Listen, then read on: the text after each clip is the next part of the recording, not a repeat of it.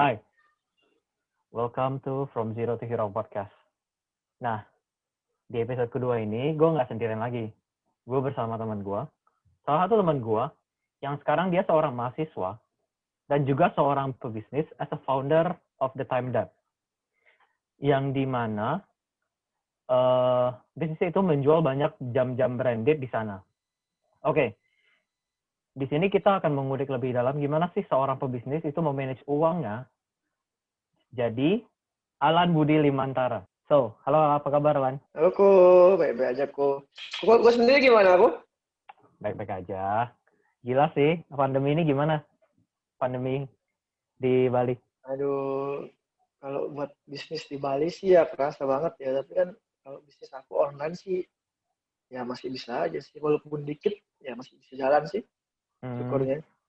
Tapi memang benar-benar ya, maksudnya di as you can see ketika ada pandemi ini pada bisnis-bisnis di offline juga pada kesusahan ya. Kalau online dampaknya besar nggak sih? Untuk awal-awal sih pas zaman-zamannya awal corona itu kan banyak di PHK itu ya lumayan dampak sih menurun. Tapi setelahnya waktu sih mulai muncul-muncul lagi. Aku dengar kan di Bali juga ini kan ya, maksudnya bisnis-bisnis offline-nya itu lebih ke target marketnya itu ke itu ya, bener gak sih? Ke turis-turism. Ke turis. Ya, jadi kalau misalkan Ya. turis-turis pada nggak datang gimana dong? Nah, di sini tuh sepi banget. Biasa Kuta yang macet itu tiba-tiba sepi, bisnis juga pada tutup. Berarti Paling benar-benar mereka nggak ada. beralih ke bisnis lain. Oh, jadi mereka beralih ke bisnis lain. Atau pada pulang kampung sih karena nggak ada yang bisa jalan gitu. Ya mau pulang kampung gimana ya? Banyakan sih orang lokal sini, jadi kampungnya memang di sini. I see. Jadi memang orang dari asli dari Bali situ ya. Ya, Oke. tapi yang kalau yang merantau sih ya kebanyakan pulang sih.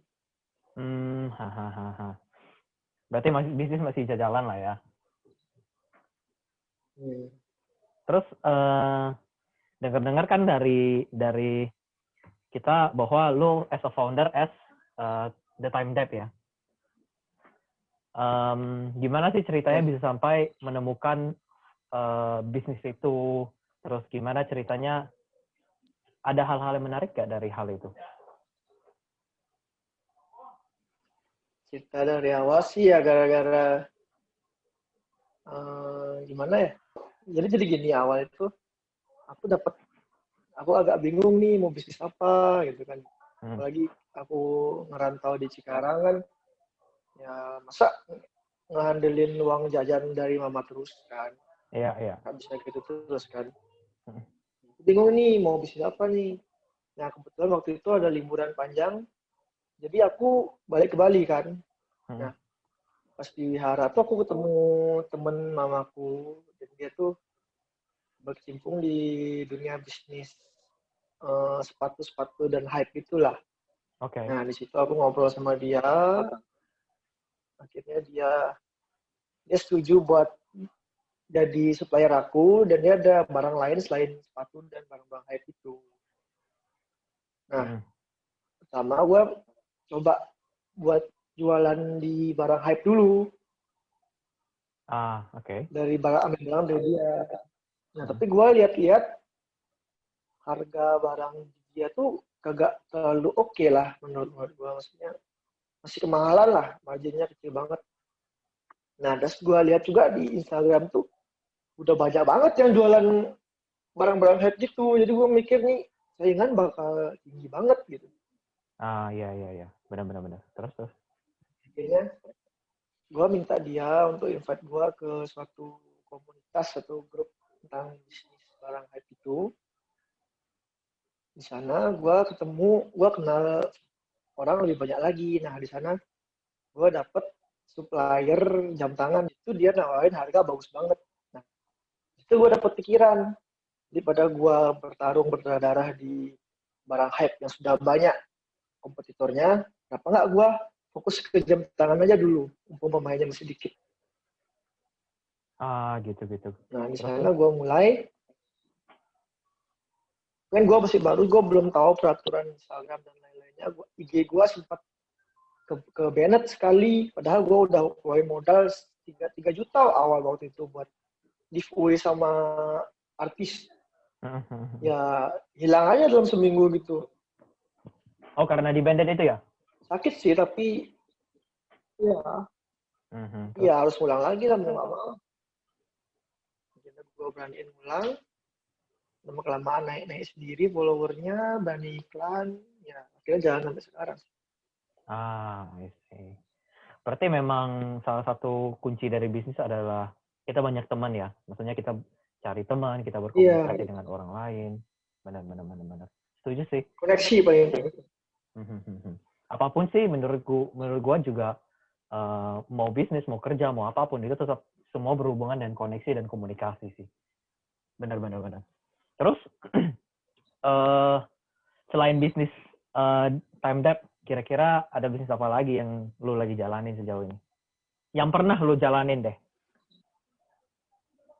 Yang pernah gue jalanin sih pertama ada bisnis desain gitu. Oke. Itu sih dulu awal rencananya kita mau buka bener-bener bisnis untuk digital marketing gitu, tapi gue agak kewalahan ngurus gitunya, jadi jatuhnya sih gue sekarang malah freelance doang nih. Jadi ya kalau ada kerjaan ya gue ambil. Gitu. Terus bisnis lagi satu tuh ada bisnis boba cheese tea di Cikarang. Itu franchise sih, tapi lumayan jalan sih awal-awal. Tapi sekarang gara-gara pandemi ini, paling terdampak sih. Udah terpaksa tutup sih sekarang. Gara-gara kan bener-bener nggak ada orang kuliah, karyawan juga takut-takutan kerja, jadi sekarang bener-bener tutup terpaksa. Tapi kalau as we can see lah, ketika nanti pandemi ini kelar, apakah bisnis-bisnis yang ada di sekarang ini akan mau tetap lanjutin atau gimana? Bisnis yang di sekarang ya pasti lanjut sih, bakal gue lanjutin.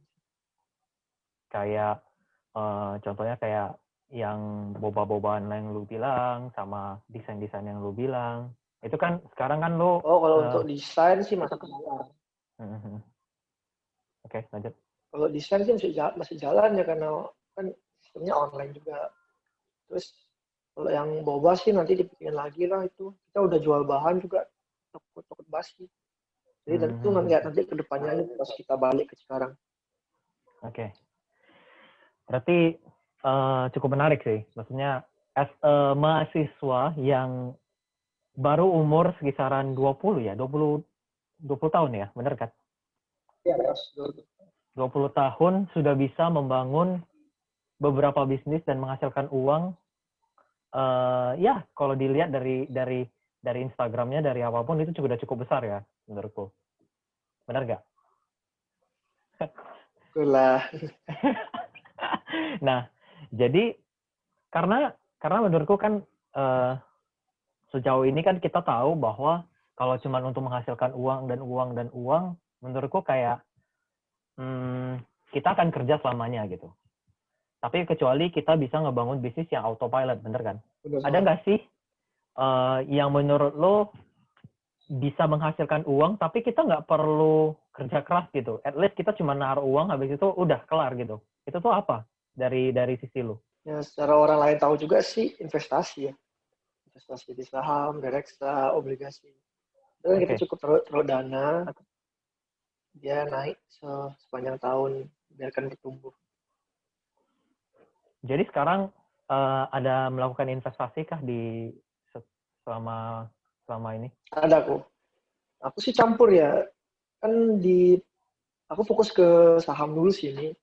Di saham tuh kan ada bisa kita investasi, jadi kita diemin sampai berapa lama target kita, dan kita istilahnya nabung lah, kita tambahin per bulan. Sama lagi satu itu trading. Nah, aku keduanya sih kadang berapa dana aku siapkan untuk trading, berapa dana juga aku siapkan untuk investasi. Jadi dari saham tuh kadang ada aktif income-nya dan ada pasifnya. Aku fokus keduanya juga. Berarti kebanyakan di saham ya? ada ngelakuin di kayak kita bagi Iya, kayak reksadana kah atau apa gitu nggak? ada juga, tapi aku lebih fokus ke saham. Saham aja yang lebih ke pantaunya. Untuk di Oke. reksadana kayak pasar uang itu kan ya termasuk golongan risiko kecil lah. Iya. Karena itu bakal dimasukin ke kayak obligasi. Terus aku juga ada masukin ke emas, dan ya emas kan salah satu safe haven lah buat investasi. Jadi nggak terlalu aku harus pantau. Benar. Gue juga sih ada Gitu. melakukan investasi gitu di beberapa tempat kayak reksadana Tokped, reksadana Bibit, reksadana pasar uang dan segala macamnya. Juga ada juga di saham sih. Tapi kebanyakan memang aku lebih banyak persentase ke saham sekarang. Nah, menarik nih. Eh, dari pandanganmu, tujuanmu melakukan sebuah investasi itu buat apa sih?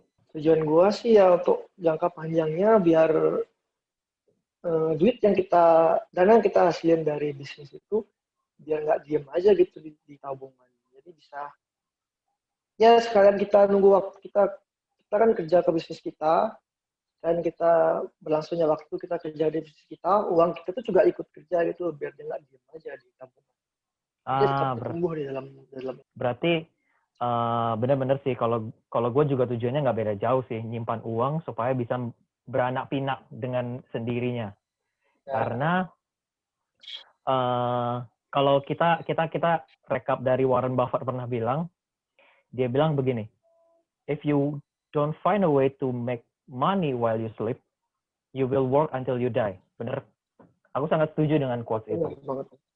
Karena kalau nggak ada kita investasikan atau kita nggak ada memikirkan cara gimana kita menghasilkan uang ketika kita tidur, kita akan kerja sampai mati gitu. Nah, kan tadi kan kita, Kayak sorry, lanjut. kayak Tung Des Semwaringin juga pernah bilang, orang kaya itu nggak diukur dari seberapa banyak duit yang dia punya, tapi seberapa banyak pasif income yang dia punya, seberapa banyak duit yang bisa dihasilkan waktu dia tidur. Mantap, bener. Setuju banget sih.